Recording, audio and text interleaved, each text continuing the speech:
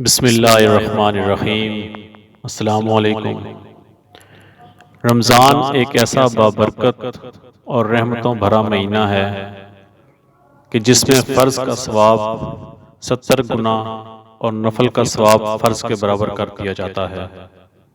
لیکن ایسے بابرکت مہینے میں بھی کچھ بدقسمت لوگ ہوتے ہیں جو کہ روزہ رکھ کر صرف بھوک اور پیاس کو حاصل کرتے ہیں۔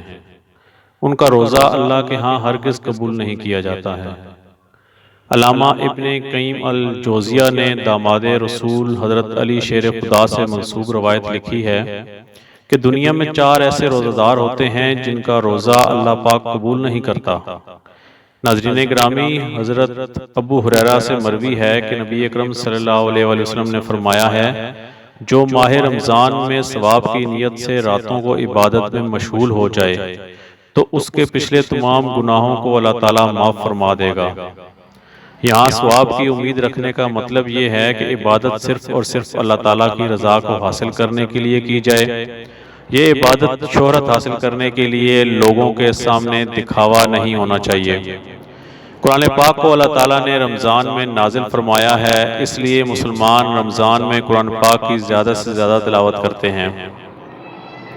نبی اکرم صلی اللہ علیہ وسلم ساری رات اللہ تعالیٰ کی عبادت میں گزار دیا کرتے تھے، جس کی گواہی قرآن پاک دیتا ہے۔ اللہ تعالیٰ قرآن پاک کی سورہ المزمل میں فرماتا ہے، اے چادر اوڑھنے والے نبی، رات میں تھوڑا قیام کریں، آدھی رات یا اس سے کچھ کم یا اس سے کچھ زیادہ قرآن کو ٹھہر ٹھہر کر پڑھیں۔ روزہ گناہوں کو بڑی تیزی کے ساتھ ختم کرتا ہے۔ یہ سب سے اہم بدنی عبادت میں شمار کیا جاتا ہے۔ روزہ رکھنے سے نہ صرف مسلمانوں کے گناہوں کو معاف فرما دیا جاتا ہے بلکہ روزہ آئندہ گناہوں سے باز رہنے کے لیے ایک بہترین تربیت ہے۔ عبادتوں میں سے روزے کو ایک اہم مقام اور رتبہ دیا گیا ہے، لیکن کچھ ایسے مسلمان بھی ہیں جن کے روزے اللہ تعالیٰ قبول نہیں کرے گا۔ حضرت علی رضی اللہ تعالیٰ عنہ سے کسی نے دریافت کیا، اے علی رضی اللہ تعالیٰ عنہ، کیا کوئی ایسے مسلمان بھی ہیں جس کے روزے قبول نہیں کیے جائیں گے؟ حضرت علی رضی اللہ تعالیٰ عنہ نے فرمایا، جی ہاں، ایسے 4 طرح کے مسلمان ہیں جن کے روزے قبول نہیں ہوں گے۔ ایسے لوگوں کا روزہ رکھ کر سارا دن بھوک اور پیاس کو برداشت کرنے کا کوئی فائدہ نہیں ہے۔ روزے قیامت ایسے 4 لوگوں کے روزے ان کے منہ پر مارے جائیں گے۔ پوچھا گیا، اے علی رضی اللہ تعالیٰ عنہ، وہ کون سے 4 لوگ ہیں؟ حضرت علی رضی اللہ تعالیٰ عنہ نے فرمایا، نمبر 1، اپنے شوہر کی نافرمان بیوی کا روزہ کبھی بھی قبول نہیں ہوتا جب تک وہ سچے دل کے ساتھ توبہ نہ کر لے۔ پیارے دوستو، حضرت علی رضی اللہ تعالیٰ عنہ کو اللہ تعالیٰ نے بے شمار علم کے ساتھ نوازا ہے۔ یہی وجہ ہے کہ رسول اکرم صلی اللہ علیہ وسلم نے فرمایا کہ میں علم کا شہر ہوں اور اس شہر کا دروازہ ہے علی۔ چنانچہ حضرت علی رضی اللہ تعالیٰ عنہ نے فرمایا کہ جس عورت کا خاوند اس سے ناراض ہے تو اس عورت کا روزہ قبول نہیں ہوگا۔ سارا دن بھوک اور پیاس کے علاوہ اس کو کچھ حاصل نہیں ہوگا۔ نافرمان بیوی کا روزہ اللہ تعالیٰ کے ہاں اس وقت تک قبول نہیں ہوتا جب تک وہ سچے دل کے ساتھ توبہ نہ کر لے۔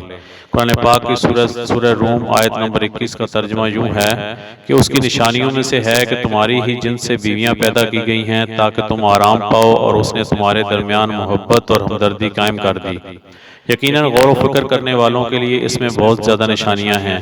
قرآن پاک کی سورہ نساء آیت نمبر 23، جس کا ترجمہ یوں بیان کیا جاتا ہے، مرد عورت پر حاکم ہے اس وجہ سے کہ اللہ تعالیٰ نے ایک دوسرے پر فضیلت دی ہے۔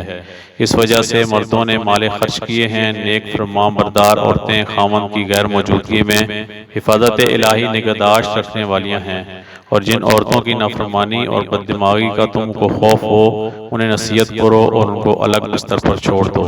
اگر وہ باز نہ آئیں تو پھر ان کو مار کی سزا دو، اگر وہ تابعداری کریں تو ان پر راستہ تلاش نہ کرو، بے شک اللہ تعالیٰ بڑی بلند اور بھلائی والا ہے۔ حضرت حسین بن محسن رضی اللہ تعالیٰ عنہ سے مروی ہے کہ ان کی بیوی کسی ضرورت سے رسول اکرم صلی اللہ علیہ وسلم کی بارگاہ میں آئی۔ جب وہ واپس جانے لگی تو نبی اکرم صلی اللہ علیہ وسلم نے ان سے پوچھا کہ تمہارے شوہر کے ساتھ کیسا سلوک ہے؟ انہوں نے جواب دیتے ہوئے کہا کہ میں اس کی ہر ضرورت کو پورا کرتی ہوں، اپنی طرف سے تو کوئی شکایت کا موقع نہیں دیتی۔ نبی اکرم صلی اللہ علیہ وسلم نے فرمایا، اپنے خاوند کا پورا خیال رکھا کرو، وہی تمہاری جنت اور جہنم ہے۔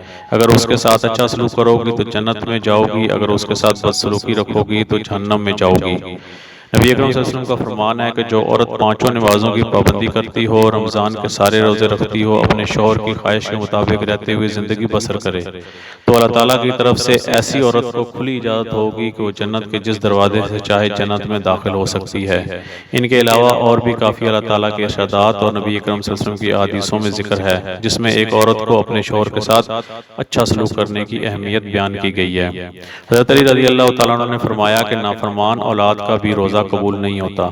حضرت ابی ابن مالک رضی اللہ تعالیٰ عنہ سے مروی ہے کہ رسول اکرم صلی اللہ علیہ وسلم کا فرمان ہے کہ جس بندے نے اپنے والدین میں سے کسی ایک کو اپنی زندگی میں پایا ہو، اس کے باوجود بھی وہ جہنم میں چلا جائے تو اللہ تعالیٰ نے نافرمان اولاد کو اپنی رحمت و برکات سے بہت دور کر دیا۔ نبی اکرم صلی اللہ علیہ وسلم کا فرمان ہے کہ اولاد کے لیے جنت حاصل کرنے کا بہترین ذریعہ یہ ہے کہ وہ اپنی والدین کو خوش کر لیں تو اللہ تعالیٰ اس کے اجر کے بدلے اس فرمانبردار اولاد کو جنت عطا کر دے گا۔ اولاد اپنے ماں باپ کی خدمت کر کے اللہ تعالیٰ کو راضی کر سکتی ہے۔ مومن کو اللہ تعالیٰ نے والدین کا ادب و احترام کرنے کا پابند بنایا گیا ہے۔ جب والدین بڑھاپے کو پہنچ جائیں تو اس کی ہر جسمانی اور اخلاقی ضروریات کا خیال رکھے۔